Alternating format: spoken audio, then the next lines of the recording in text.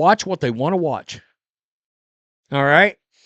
And people have gotten used to seeing Caitlin Clark play a certain style of basketball, and that's what they're tuning in for. The league literally got a new media rights deal and a new CBA because people tuned in to watch Caitlin Clark play like it's 2024. Plain and simple. I'm going to be honest. That season was an absolute blast. The Indiana Fever picked up a win, and Caitlin Clark's response was that she hoped it would quiet some people down. That is an interesting position to take. Fans are passionate, they are vocal, and they spend significant money on merchandise and media connected to her name. What they want in return is to watch the kind of basketball they showed up for. People have become accustomed to watching Clark operate in a particular way. That style of play is the reason they started tuning in. Absolute blast. And then we find out word around the grapevine, the Fever don't like the content creators and the W, and maybe they may start coming after channels. Oh, yeah, we know. I don't know how they expect that to go, like we're just going to roll over and take that without legally fighting back. I mean, seriously? Yeah, we've heard. It's not going to work. I've got two.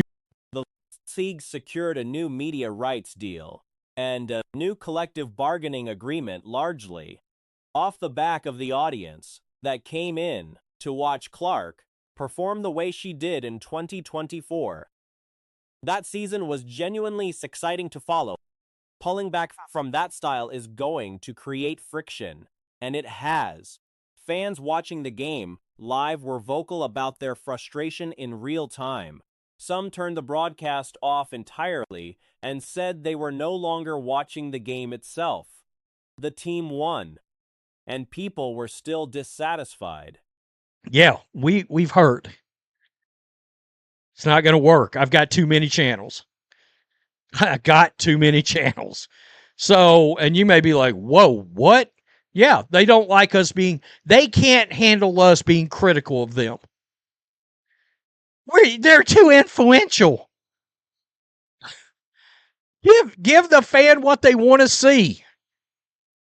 There were people in a live stream last night that literally said, I've turned the game off. It's brutal. I'm just hanging out with you guys. That says something. The fan reaction coming out of that night was pointed. One comment thanked Stephanie White for not pulling Clark early and for adjusting defensively, but made clear the offensive system is still the problem. Another said, watch Kelsey Mitchell dominate the ball for 3 quarters, while Clark, the best player in the league, spends the game on defense. If that is what the product looks like going forward, that viewer is out. Criticizing fans for wanting to watch a specific style of basketball is a difficult position to defend. I'm just hanging out with you guys at this point. It was a rough watch. They won the game, and it was rough. And fans are letting them know it. This is the post last night. Thanks, Stephanie White, for not pulling Caitlin Clark out of the game in 3 minutes. And thanks for adjusting on defense. But your system still sucks. These are not random complaints. They are consistent, widespread, and coming from the very audience the league has been trying to hold on to. The idea that fan dissatisfaction can simply be managed into silence does not reflect how media and fandom actually work. White's post-game comments leaned into the win enthusiastically. She gave Kelsey Mitchell credit, praised the team's ball movement, and told the group to hold on to the feeling of what it was like to play for each other. That, she said, is the standard. Oh, I was going to say, I thought they deleted a comment I read earlier. Nice win, But I did not start watching the Indiana Fever to watch Kelsey Mitchell ball hog for 3 quarters and see Caitlin Clark, the best player in the WNBA, play freaking defense. If this is what the WNBA and the Fever is all about, you can count me out. It's boring as F. It is what it is. And I don't... That comment landed poorly with a large portion of the fan base. C. Sewell finished with 17 points, 7 rebounds, and 8 assists, and was barely mentioned. The broader reaction to the performance was blunt. Slow pace, no energy in the building, a style of play that reminded people of why the league struggled to attract viewers before 2024. Paint dry, as geriatrics playing dominoes, as the death of what fans had started calling Showtime fever. The arena was quiet for most of the game. I don't understand why any one player and or the team, you're going to get mad at fans because they want to watch a particular style of basketball? Really? That's not a great look. And not only that, you're not going to be able to censor and quiet us. You're not going to be able to do that. This isn't China. It doesn't work that way. That is not a sign of a fan base settling in. It is a sign of an audience that is not being given what it came for. The argument being made by fans is not complicated. Either deploy Clark as the centerpiece of an up-tempo offense built around her strengths, or accept that a large part of the audience that came specifically to watch her will not stay. Motion, offense basketball, run at a slow pace against a team that was also struggling, is not a product that holds an audience that only arrived because one player made watching this league feel different. Declaring that style of play the standard out loud in a post-game locker room, that kind of statement carries weight. Stephanie White last night. Oh, she's loving it.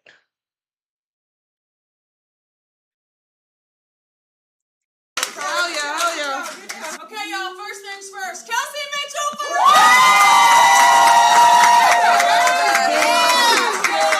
Kelsey. That's how we play. That is the standard.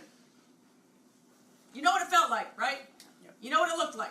If the team continues to underperform and the fan response continues to build, those words will get revisited. Sideline footage from the Fever game surfaced, showing Caitlin Clark at the bench during halftime, and the clip immediately sparked debate about what exactly was going on with her in that moment.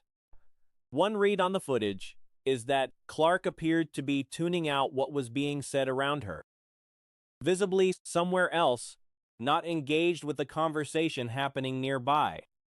That interpretation circulated quickly, but there is important context that complicates, that takes significantly. That is how we play. Offensively, we moved the ball. We took what they gave us. We didn't force anything. We played for one another. You guys, your energy was awesome. You poured into each other in every freaking play. More than anything, I just want you to remember what this felt like. What it felt like out there when we were out there for each other. Okay? Because that is the standard. Here we go. Together. 3, 1, 2, 3. Together. Okay. So I guess that's energy. It was like watching paint dry.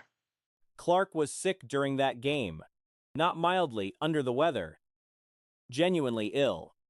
She had been throwing up behind the bench, and the halftime footage captures her in that state.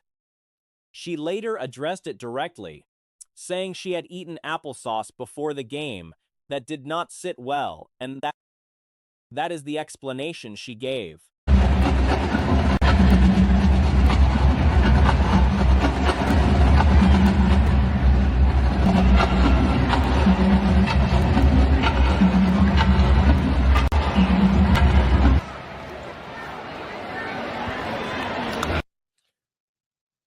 Y'all see? Y'all see? And so overall chat, What y'all think happened? Let's have a debate. I might drop a link in. So the detached look in the footage has more than one reasonable explanation. She could have been mentally elsewhere, running through something in her head while the chaos around her faded into the background.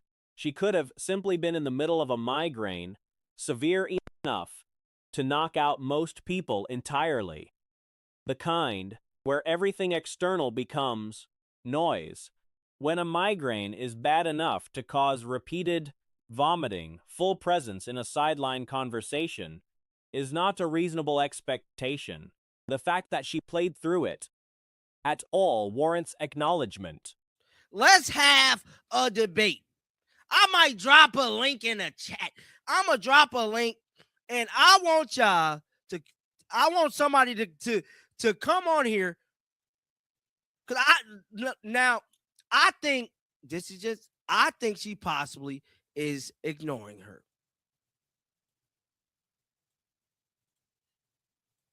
I think there is a strong possibility that could be the case. Now, granted, she was sick. Whatever was happening physically, she was still out there competing. Separate from the halftime footage, defenders were pressing into her rib cage with shoulder contact, body checking her on cuts, and applying full body pressure on every possession. Ryan Howard, in particular, was guarding her extremely tight and initiating contact on nearly every defensive rep. The physicality was consistent and relentless across all 4 quarters. Sick. She was very much sick last night. She was very much sick. Synced her throwing up. Put the footage out. Synced her throwing up. I got somebody right here. Let me bring him on. Hello? Hey, how's it going, man? Hey, how are you, man? I just need Hold on for a minute. Let me turn my TV down. Yep, the show was I finna say. There were multiple sequences where Clark absorbed contact that warranted a foul call and did not receive one. On the possession where she picked up her 3rd foul, the contact that triggered the call was minimal, borderline non-existent on replay. Clark gestured immediately toward the bench, signaling for a challenge. The challenge never came. That pattern, absorbing borderline to non-existent fouls while clear contact in the other direction goes uncalled, was a running theme across the... I'm finna say. Hold on for 1 second. All right.